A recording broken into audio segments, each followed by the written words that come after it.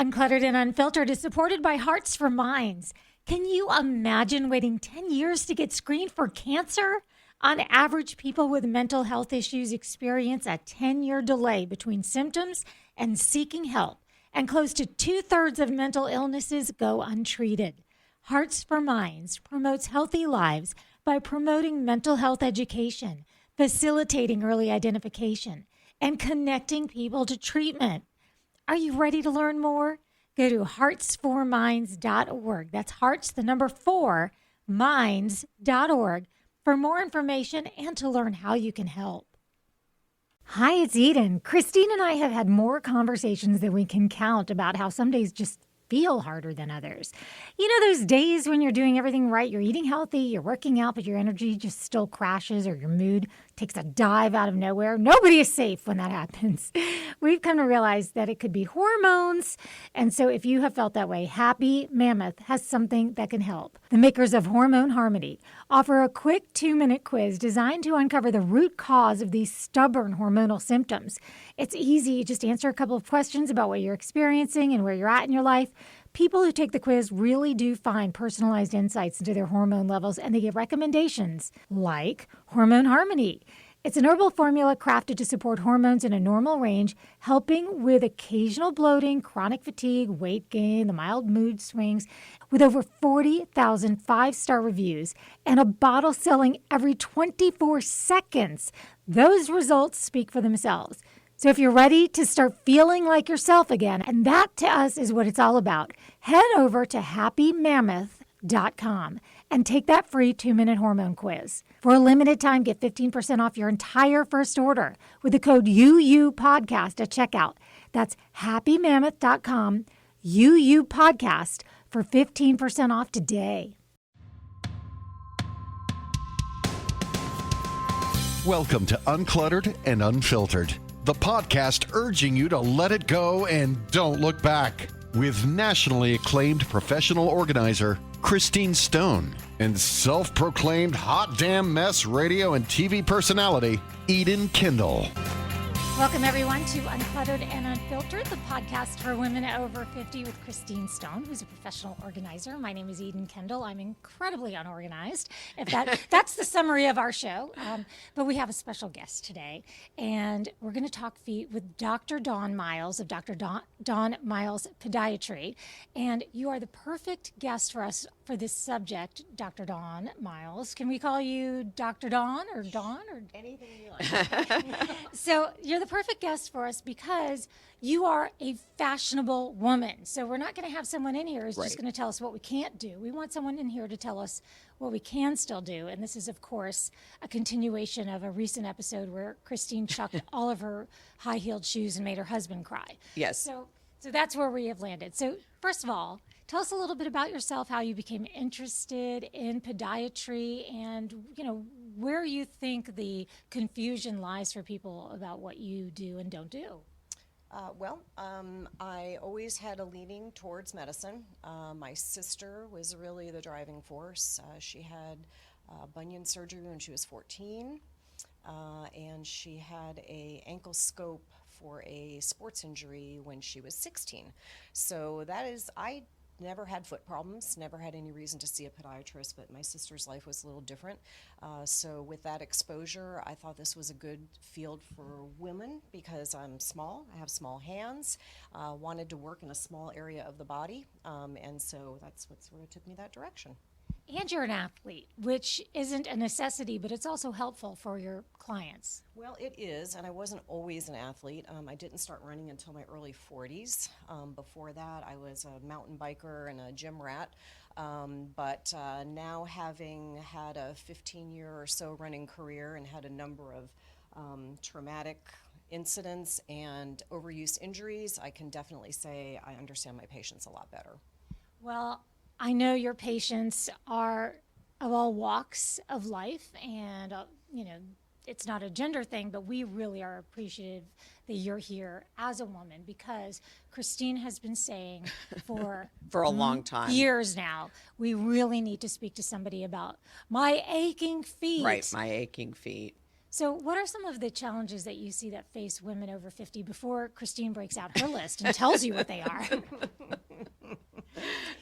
Well, there is no doubt that lack of estrogen has an impact on our soft tissue. So collagen quality, deposition, which affects our muscles, our tendons, our ligaments, has a profound effect on what happens to women over 50. So we see a lot more soft tissue injuries. I was actually just at the American College of Foot and Ankle Surgeon annual seminar, attending some sports medicine lectures, and they pointed out that women over 50 are 70% more likely to suffer a soft tissue injury than men. So our physiology just sort of sets us up for trouble. And then, of course, add in osteoporosis, which is going to make you at an increased risk for fractures, stress fractures, and normal non-pathologic fractures from trauma, and then what we would call pathologic fractures from osteoporosis. So that sort of drives a lot of the stuff that I see. Bunions, hammer toes, they don't start in your 50s, but they start to become a problem in your 50s. Everybody wants to blame it on shoes. It is not the case. Really? It is not the case. However, it does absolutely aggravate your condition, but it does not cause it. I see plenty of men with bunions, and they've never worn a pair of Right. in their lives. And they actually looked back, and we have African communities that have never worn shoes ever in their lives, and they still develop bunions. So it is a mechanical imbalance that we were set up to have, but then the shoes that we choose will affect whether it becomes a problem or how quickly it becomes a problem. All right. Before we That's even amazing. take I never knew another that. breath, you have blown my mind twice now. First of all, just saying that age does correlate, and menopause and hormones Right. does correlate with our feet because it's soft tissue, and then also to find out that shoes are not the main culprit. That is mind blowing. Christine, what do you have on your list, because you've been going through it lately? I have been going through it because of shoes. Well, because I already had a bunion. So the shoes just aggravated it. And it was one of those long weekend wedding where you have to be in high heels for a few days, not just one event for 3 hours. And I'm still recovering. I'm still in recovery.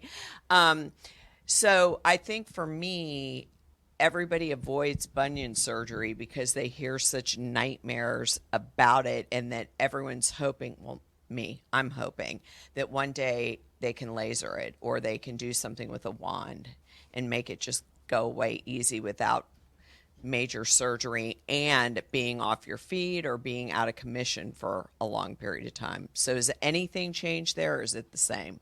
No, things have actually changed. It's sort of like fashion. Things will come into fashion, go out, and come back in again.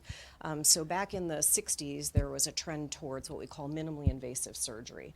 So this was surgery that was done through tiny holes without a big incision, and bunions were one of those things that they fixed. But in those days, they had no way to fixate what they cut. So the general surgeons that do things open were a bit skeptical that this was a good idea, and it sort of fell to the wayside.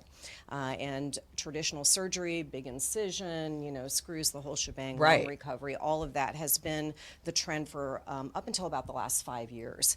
And now in the last 5 years, companies have come up with very specific systems and fixation that allow us to go back to doing a minimally invasive bunion, hammer toe, things like that.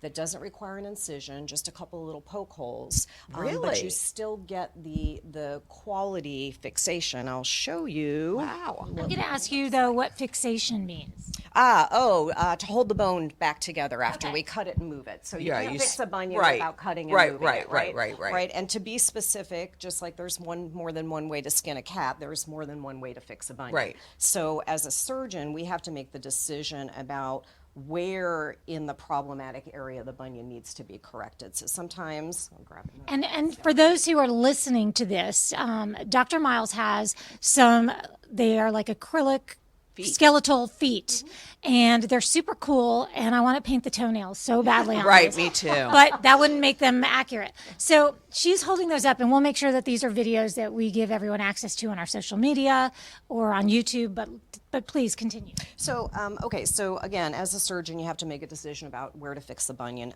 And so you'll see a little bit different look to each of these. You'll see one of these where the plate and the screws is back here. This company, Stryker, their foot and ankle division, has actually come up with a minimally invasive way to do this. So you could imagine to put this plate on, you need to make a big incision. Right. But they have come up with a system that changes this, which I'm about to be trained on at a cadaver seminar. But what we were talking about... That sounds like a good time, a good cadaver seminar. It's a really good time. People are dying to get into it. She did it. But with this is their actual model of what we do. And so we really only just make a tiny hole up here, one tiny hole back here. And through those two little tiny holes, we can actually cut this with a clamping system, move it over. And then because we've cut across here, we have to hold it in place. We're able to put these two screws across it to hold it. And these are kind of the bones that are on the inside of... So the bunion would be right here. On the You know, outside everyone of your knows where a toe, bunion yeah. would be. And after you've moved all this over, you have a tiny little drill that you can come in and smooth that bunion down, which is why you see this little deviation right here where it's kind of missing. And all of that is done through just two small... What's the recovery? So recovery on this, you're still going to be restricted for 2 to 4 weeks. Yeah. But In that beautiful shoe? Yes. In the beautiful shoe. You can bling it out and make it The boot. pretty. Yes. Yeah. But because you don't have such a big incision, you're able to mobilize much earlier, less swelling because you're not making a big, long incision into the skin. So this is the last 5 years. Okay. I would say the jury's still out on what the long term will be with this, as opposed to the traditional way to do it. I offer patients both options. I leave it up to them, let them do their research, and then we just make a decision. So. Okay. So let's talk a little bit, as long as we're landing on bunions for a moment, prevention, because you were saying that it's a lifetime of, and genetically we might be predisposed, et cetera. And so it's not our shoes, but let's just say we know that we're predisposed. Should we now be avoiding certain shoes? I'm thinking the pointy ones I'm wearing right now, although I don't have bunions. Yes. So this actually is not bad because it does have a little bit of what we call a wide toe box, but certainly anything that's going to compress your forefoot together. And that's the pointy toe we're looking at. Pointy toe, that is going to lead you towards advancing the bunion more quickly. So it's going to form because of bad mechanics or genetics over time, but you're going to speed it up and aggravate it further in something that's narrow. So what is the worst kind of shoe there is? A spike heel with a toe box that looks like this. Okay, so pointy. Pointy Closed on the point shoe with Yes. more of a stiletto heel. Yes, and just think of it about surface area. So the greater the surface area of the shoe, the less pressure points you'll have, and the less, like a wedge that has all of this in contact with the ground, is going to distribute pressure across all of your joints, and you're going to have less pain in a shoe like this than you would like this. So we're holding up a wedge, and this shoe, but let me ask you a question, because a hybrid kind of that, like a big block heel, is that still a little bit better than This is way better, yes. A big block heel is going to be better than a skinny spike than a heel. stiletto? So since we're on the topic, we seem to lose a lot of fat also on the bottom of our foot, the fat pad. And I have so many things in my closet for shoes, like the ball of the foot options. Meaning like the little inserts? Foot clouds. I Well- mean, you name it. I've used every single thing to stop, because I really have lost a lot of fat on the bottom of my foot. Nowhere else, but on the bottom of my foot for sure. It's relocated. Yeah, it's relocated. So is that really the only solution? I see in some bigger cities, they inject fat into the bottom of your foot. Yes. Like larger, like that New York. advisable? They also inject silicone. There's a lady in New York, a podiatrist in New York, that does her Thing is- niche yeah. is women in New York who still want to wear their 4-inch Right. spike heels and walk in them all day. And she literally does inject silicone into the fat pad. It's temporary. It's going to dissipate ultimately. Oh, really? So it won't be it'll- permanent. no, okay. You have to have something be encapsulated. Slated. There has to be a lining around something for your body to not, particularly in the ball of the foot, because obviously every time you put pressure there, things are squish. distributing. So eventually it's going to just disappear. But yes, there is a small niche where people do either silicone or fat injections. There's also some biologic things that can be injected into the ball of the foot, but they're all temporary. Right, So nothing's you are permanent. right. I am pleased to say that some shoe companies are putting the cushion They in are. They now. are. So they've heard our voices somewhere along the way. They've Yeah. actually maybe put a woman on their shoe design department, and they have started to put cushion.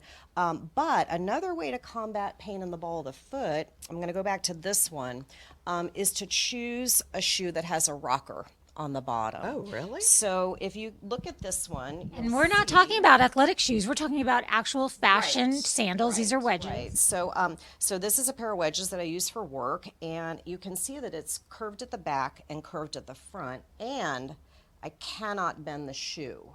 Oh, is that the key So to? that is the key. Okay. If you have pain. If you Right. don't have pain, you can wear whatever you want. Okay. I don't care. But if you come into my office and tell me your feet are killing you, Right. and I look at your shoes, I'm probably going to say, well, that's part of the problem. Okay. So with this, the best way to think about it is if I asked you to go out on your porch and rock in a rocking chair, you're going to choose a rocking chair that rolls gently back and forth. And then if I told you to go out onto your porch and put yourself in one of these chairs and rock, what are you going to have to do? And the answer is you're going to have to throw yourself backwards, you're going to have to slam yourself down, and then you're going to have to pick yourself back up again towards the front. And mechanically, your body wants that rocking chair because that's what feels good. So you get a shoe like this, you're just going to gently roll through your day, as opposed to this, where you're going to hit and then have to lift the whole thing up to move. Oh, yeah. I never So- thought of that either. I never had thought of Yeah. that. Now, is this a kind of a rocking shoe because it's a wedge, or because that is a wedge that's made to kind of rock? In other words, is that just by nature of what it is? No, this is a shoe that's purposely made to rock. What Because brand I is have that? That's plenty of Bionic. wedges They- that do they- not. yeah. This is Bionic. They have good selection of shoes, though. Vionic with a V? Yeah. Yeah, with a V. Yeah, and they have, the other thing about them is they do have an orthopedic footbed built into it. So if you look at the inside, you can see how high the arch is. So this really is meant to conform to the shape of your arch. Since you're speaking on that, every time I've tried to wear a high arch, though, it just bothers my foot so much. So what does that mean? So not every foot is the same. Okay. Right? So I'm making a generic, like this for me, I have a higher arch. Oh, this okay. works. But I would never put a flat-footed person into a Okay. shoe like this because it actually has too much arch. Oh, okay. So- Got it. I always wondered about that because even the high fashion shoes like this that are meant for better foot alignment, they always seem to hurt my feet. Well, and again, a flat foot is not going to be happy with too Okay. high of an arch. Good to know. So, what do we need to be thinking about in terms of when we do go shoe shopping? Do we want to say, like, okay, I could bring some inserts with me and try them with inserts, or is it kind of like if they're not going to be comfortable without inserts, don't even bother with the shoe in the first place? No, I mean, you can definitely make improvements. You can take a bad shoe and make it better by putting something in it. The difficulty that we have living in Florida is most of the year we want to be in an open shoe. Yeah, And it's- flip-flops Yes, and you can't really put an insert into something that's open because it's going to have a tendency to Sure. slide around. So it's really meant for a closed shoe. But I did bring a couple inserts with me. So this is an example of something that is meant for a lady's dress shoe. So you can see how low profile that is. And in Okay, a, and what we're looking at here is this a custom insert? This is a custom okay. insert. So and it's small. It's It is. about a little more than half the size of the foot. and this is also a custom for a woman. You can see it's called Dress Elite. And you can use these in a heel up to about 2 to 3 inches. After that, they're not going to conform well. But these are lightweight, slim, low profile, and will fit in like a pump, like what you have on today. You'd have no problem fitting that in there. So you have to have those made? These are custom made. Oh, You custom. would go to Okay. a podiatrist. You would, and they would make these days a digital scan with an iPad, and we send it off to the lab. They fabricate and bring it back. But I do have, and I didn't bring it with me today, but I do have a company that does a prefabricated, just off the shelf one, generically good for most average feet. So that's sort of the difference. If you have an average foot, you may be able to get away with a prefabricated one. But if you have a specific problem, this is my personal running orthotic. You can see it's got all kinds of extra doohickeys built into it, and that's because it's specific for my pathology. Right. So this can be made specifically for your problem. Best correlation is eyeglasses, right? So as we age, our eyes age just like our feet do. And maybe one day you're finding yourself not seeing so well, so you go and buy a pair of magnifier glasses off the shelf. Well, that's what a prefabricated orthotic is. It's like a magnifier glass. Generalized, most people can use it. But if your problem is a little more specific and now you can't see far away and things are kind of blurry, then you have to have something that's going to be custom made. And so that's when a custom made insert comes into play. So one thing I learned through the years of having feet that annoy me is people don't realize that your feet affect your knees, affect your low back. It's like this affects this whole thing from here down. And you think it's your back, but really when you figure out that it's your feet and you fix the foot problem, then the back pain goes away, or the knee pain goes away, or the calf pain goes away. Very true. I mean, think about it like a building. If you don't have a solid foundation, nothing's going to sit right above it, and the feet are the foundation. So if your foot, something in your foot is causing you pain, you're now not walking properly to avoid that problem. Patients will come with knee pain, they'll come with hip pain, Right. they'll come with back pain. Once you get them realigned with something like this, everything gets back into line again and things improve. Let me guess, you're probably multitasking while listening to this podcast, aren't you? Of course you are. We're all so busy and we work really hard for what we have. So wouldn't it be great to eliminate stressing about fashion? To regain those hours staring at a closet full of nothing to wear? Oh, have we got a great solution for you. Listen, I know I am one to stress about keeping a fresh, high-quality wardrobe, and I'm the queen of buyer's remorse when I do treat myself. That is where Armoire comes in. Check it out for yourself. Go to armoire.style/UU podcast, take a style quiz, and then you get to make choices. You rent the clothes, you wear them, and return them. And before you're even sending them back, you're replacing them with a new selection. It's like having a best friend with an endless closet. Right now, all of our listeners can give Armoire a try and get up to 50% off your first month. That's up to $125 off. Just visit armoire.style/UU podcast. That's ARMOIRE.style/UU podcast and get up to 50% off your first month and never worry about what to wear again. Try Armoire today. Uncluttered and Unfiltered is supported by Hearts for Minds. Can you imagine waiting 10 years to get screened for cancer? On average, people with mental health issues experience a 10-year delay between symptoms and seeking help, and close to 2/3 of mental illnesses go untreated. Hearts for Minds promotes healthy lives by promoting mental health education, facilitating early identification, and connecting people to treatment. Are you ready to learn more? Go to heartsforminds.org. That's hearts, the number 4, minds.org for more information and to learn how you can help. I'm going to ask you one running question, and then we won't spend a lot of time on it, just because I do know we have a handful, a couple hundred, maybe 1,000 people that listen that do run. And I want to know if an insert like this, let's say you've gone out and you've spent money on a carbon shoe because you want to run so fast. I did that once. Does that affect the I guess just the effectiveness of the carbon plate? So I did a carbon plate shoe, and it lasted 2 runs because I couldn't fit my orthotic in it for one thing. I gave them to a very capable UNF runner who loved them. But yeah, the problem is the carbon shoe has a spring built into it.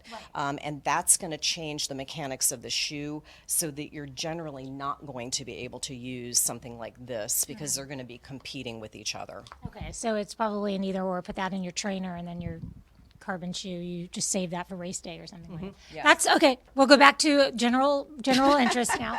I don't want Christine's eyes to glaze over too terribly. I'm like, really? No, I just wanted to throw that in because I do know that we have some listeners who are thinking, I want to get some inserts, and I would just want to be clear that they're not for every running shoe, but you should see, I think you should find, if you're listening across the country or across the world, you should find somebody in your area that can specialize in what you want to specialize. I mean, there's podiatry, but then you really can focus in on a specialty, right? You can, absolutely, yeah. I mean, there are truly practices that dedicate themselves to just sports medicine. There's practices that dedicate themselves to pediatrics. I do no peds whatsoever, just because there's not enough population. More of a big city place is where you're going to be able to do that. Some people will be into diabetic limb salvage, and wound care is a big thing to consider too. Let's go there. Let's talk about pedicures, sanitary conditions, and these kind of things. Ingrown toenails, yeah. Like when they try to cut them at a pedicure When salon. do you know you need to see a podiatrist? Well, for situations like that, you are right. I do know that the nail salons do a lot of trimming back of the nail, and sometimes they can be very effective. But it is sort of opening Pandora's box, because it's getting ingrown, not because of the edge of the nail, but because of what's going on at the base of the nail. The idea that you can stick cotton under it and retrain the nail to grow straight is absolutely false. The growth of the nail is determined by what we call the matrix, or the root of the nail, which is underneath the cuticle. So in order to fix an ingrown toenail permanently, you really have to address what's happening back at the base. And our nails do change as we age. We're not sure why, honestly, but kind of, I guess, the way our hair changes and our skin changes, our nails are part of our skin system. And so we absolutely see more nail curvature as people age. We think maybe that's due to shoe pressure, but I also think it's genetics. I've had grandmothers, daughters, and granddaughters all come to see me with what I call the curly nail syndrome, where every single toenail is growing in a circle. So that's clearly a genetic predisposition. But you need to come if you're experiencing any drainage from the ingrown toenail, or obviously if what the nail salon technician has done has not been adequate. And I tell my patients, it's not baseball, 3 strikes and you're out. It's sort of 2 strikes and you're out. If you've had an ingrown at the same location twice, that's just a sign that you're fighting a battle you'll never win. And at that point, there is a permanent way to fix the ingrown toenail, the fairly minor in-office procedure that takes about 30 minutes, and you're healed up in 2 weeks, and you never get an ingrown again. So who knew that ingrown toenails are something that also could be affected by age? Because, again, I think that there are so many things that we always want to roll our eyes and say, menopause, and blame things on getting older, but there actually is science. True. Absolutely. Yes, absolutely true. The other thing that will happen with nails, especially runners, but really anyone that plays any sort of sports, tennis, pickleball, very, very popular these days. I've got a run on pickleball injuries and ingrown toenails because you're in a jamming situation. And all of that jamming and all the pressure inside the shoe can alter the root of the nail, which is going to change the thickness of the nail and the shape of the nail over time. Hadn't thought about pickleball being a boon to the podiatry career. Very much so. Lots of stress fractures and neuromas. And well, that's what I have on my sprains list is and- neuromas, yeah. because I've had a couple. What is a neuroma, please? It's a nerve. So it's to simplify it, it's essentially a pinched nerve in the ball of the foot. So it's in the bottom of the foot, but it's in between the long bones, and they essentially get pinched through the ligament and the 2 little metatarsal heads, or these 2 little round ones, when you come up onto the ball of your foot. So talk about shoes again, every neuroma patient that comes into my office, I say no heels greater than 2 inches, because anything that puts you up onto the ball of your foot is going to aggravate a neuroma. And I can give myself a neuroma in a pair of shoes like this, dancing at a wedding for 3 hours, and the next day I wake up and I think, oh Lordy, what did I do to myself? How many injections really can you have of steroids? Because that's one thing that I get really nervous about, because people over 50 also suffer from arthritis in their joints, whether it's hands, toes, ankles, whatever. So how many can you really have before it becomes like an ongoing? So the amount of cortisone that can be given is going to be variable based on the location and the condition. So Okay. neuroma, for example, general rule, no more than 3 injections. But what I say is, if you get great relief from the first one, let's say 6 months, but then you come back and then the second injection I give you only lasts for 2 months, then I'm starting to get a sign that, the third injection's probably not going to work. Okay. And at that point, maybe it's time to think about surgery. It sounds awful, but it's actually a very quick recovery from that surgery. Really? Because it's soft tissue. There's no bone involved. So it actually is not as bad as it sounds. But there are some patients, one cortisone injection, it never comes back. It's really based on the size of it by the time you get to us, right? So there's only so much reduction in swelling that you can get with a cortisone shot. There's a test called a Mulder's click, where you squeeze in between the toes, and I love it when the patient goes, "Oh, I heard that," and I'm like, "Yeah, I heard it and felt it." If you have a Mulder's click, it means that the nerve has gotten into almost like a ball of nerve tissue, and something that large is never going to dissolve with a cortisone injection. So those patients, I tell right off the bat, probably not going to get very far with this. We'll do 1 injection. If you don't get great relief, it really just needs to be surgically removed. Interesting. Very informative. Everything's interesting. Yeah. Everything out of your mouth has been so Yes, I fascinating so agree. far. What else do you have on your list for questions? I think she's pretty much covered all my issues, all my problems. Hasn't solved them for you, but given you a lot of food for thought. A lot of food for thought. I mean, very interesting. And I loved the feet, the acrylic feet. I mean, aren't they so cute? Yeah. So cute. I mean, just it's interesting to hear that, things are up and coming. New things always come out, and there's always something new. That is true. Yes. There's always new technology, always new techniques. I did my residency over 30 years ago, and we had very limited options. And over a 30-year career, now it's amazing to have all of this wonderful, equipment that makes my job easier. It makes surgery more predictable. It takes less guesswork out of it. And this is the same in orthopedics as well, joint replacements, things like that. Everything used to just be free-handed, and you were at the mercy of the angle of what you did. And now everything's done by very specific guides that show you exactly where to place your cuts and exactly where to put your screws. So a lot of the free-handing has gone away with technology, which is great for patients, more reproducible, and quicker for us.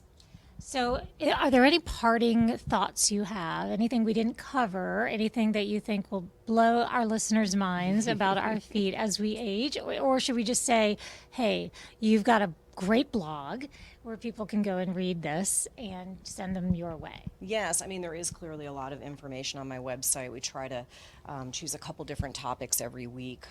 They're really, there's 28 bones in the foot. I think I read recently 107 ligaments, 38 joints, I think. So there's a lot of territory for things to go wrong. There's certainly a lot of availability of education out there for patients to educate themselves. But anything that's painful beyond a couple of days, you really need to come in and be evaluated, because just like a plumbing leak in your house, if you sit and watch it leak for weeks on end and then decide to do something about it, sometimes you have less options, and if you catch things early, they're much more fixable. I do want to mention one thing that I'm so surprised you guys didn't ask me. What? Plantar fasciitis. Okay. My husband has had that. I mean, Yes. this is all day long, my life, the number of people that come in. And what exactly is that? Well, Because that is my one daughter thing. had to get special socks. For Yeah, and that is stretching was on my list. Yes, because yes. I'm supposed to be stretching, but Yes, I'm surprised at us Yeah. too, honestly. Yeah. I don't know why. Strasbourg sock, is that what Yes. your daughter got? Yes. So I highly recommend a Strasbourg Really? sock. These are the ones that have like it holds It's your a foot sock. up. And it has a strap that comes up, and it has a Velcro attachment. And you basically are putting yourself into that stretched position, which will keep the plantar fascia stretched out, which avoids it tightening up at rest. Because it's really the tightening at rest and then standing up and asking it to do its job that causes that. We have a very fancy word called post-static dyskinesia. Post after static sitting dyskinesia pain. So it really is pain after sitting for a period of time, and that comes from all of the joints, muscles, and fascia shortening up as you're at rest because your foot sort of curls, and then you go to stand up and everything has to straighten out, and the fascia has to go from a contracted position to a stretched out position. So it's that rubber band situation. So that Strasbourg sock keeps you in that stretched position so that then when you do go to stand up, and it's really easy because all you have to do is undo that little hook, and you're off and running in the middle of the night to let the dog out. Or Is that only for plantar fasciitis, though? that's the only thing I use it for. Okay, Is it something you could use to prevent it, or once you've had a case of it, or once it's gone away? Just good stretching is a good preventative. What about compression socks? So for plantar fasciitis? No, Or for just in general. I do recommend them, especially for my nurses, people that have, jobs where they're able to. Again, the barrier in Florida is nobody wants to wear compression socks in the summer. Right. But yeah, for anyone who spends long periods of time on their feet, if they have the ability, we do recommend them. Okay. Very good. I've been waking up in the middle of the night lately with cramps in my legs, and I keep thinking it's from wearing these. They're not Uggs, they're like a knockoff of Ugg boots that I'm wearing when I'm at work all day. After I'm off the TV set, I take off my high heels and I put on these fuzzy little boots, but they're so flat. And so lately in the middle of the night, I'm waking up with these cramps, and I'm just thinking, I don't know I can't identify if it's coming from like upper leg, but when you mentioned that every part of our feet affects every other part of our body, now I'm really thinking it could be the shoes. It could be. I'll say nocturnal night cramps remain a mystery to the medical community. Okay. We're really not sure why they happen. They started when I started this job. I say it's the shoes because I've even bought. In some cases, I think it probably is. I bought expensive shoes that weren't supposed to hurt your feet, because the leather was really soft, and to wear around the house and wear to run to the grocery store because my feet were hurting so bad. No, they're like those where they're just they're too flat, flat. and they I think that's part of what started my issues as well before the high heels at the wedding. But those definitely I would criticize because you're right. There is no support. Also, a completely flat shoe is not necessarily natural for your foot. So she doesn't like my shoes either, so don't. I don't feel bad. Yeah. I wasn't worried. Yeah. I feel like people probably think you're judging all of their shoes when they meet you, even though you're probably not. Because what are you going to do? Think all day about people's feet? No, but clearly as a patient in my office, what you walk in with, and I always have to be careful because they'll say to me, "Oh, I just wore those because I was coming here and I wanted it to be easy to take them off." Like they'll show up with these they'll show up with these little FloJo flip flops, which are basically a piece they of have rubber no with support. right, and then they'll complain to me, "Oh, the Right. heel hurts all the time." Right. And I'm like, "Well, let's talk about what you Yeah. showed up in." "Oh, but I only wore those to come here, but I also only wore them to go to the grocery Right, store and the exactly. mailbox." And the whole Exactly. point is you have to have something Right. with stability, shock absorption. Yep. And so there are plenty of flip flops out there that do that. Vionic being one Yes. of them. Fit flops are an excellent choice. UFAs. And UFOs, yes, they used to be super ugly, but What they've made them about super cute Birkenstocks? now. Big fan of Birkenstocks. You are? For the most part. They don't work well for Achilles tendonitis because the heel drops a little bit too See, and to low. me, they're really hard. They are hard. I have a company in Arizona that takes the Birkenstock shell. I cast or digitalize your foot, and then they put the orthotic. The footbed of the Birkenstock is your orthotic.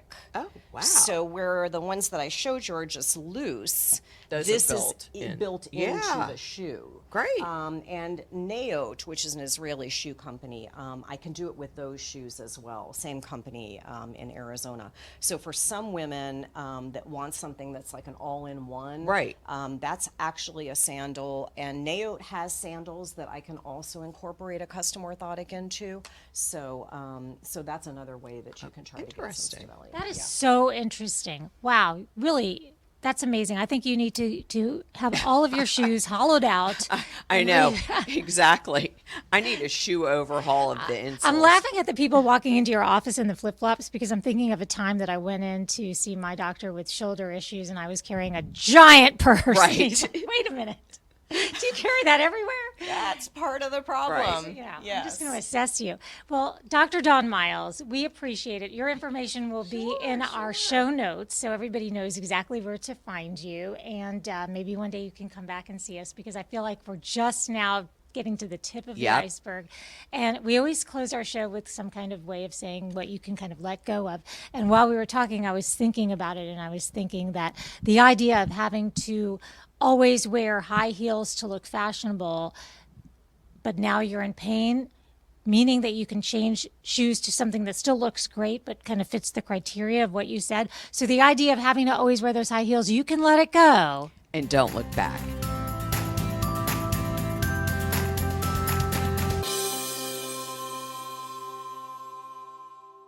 Uncluttered and Unfiltered is supported by Hearts for Minds. Can you imagine waiting 10 years to get screened for cancer? On average, people with mental health issues experience a 10-year delay between symptoms and seeking help, and close to 2/3 of mental illnesses go untreated. Hearts for Minds promotes healthy lives by promoting mental health education, facilitating early identification, and connecting people to treatment. Are you ready to learn more? Go to heartsforminds.org. That's hearts, the number 4, minds.org for more information and to learn how you can help.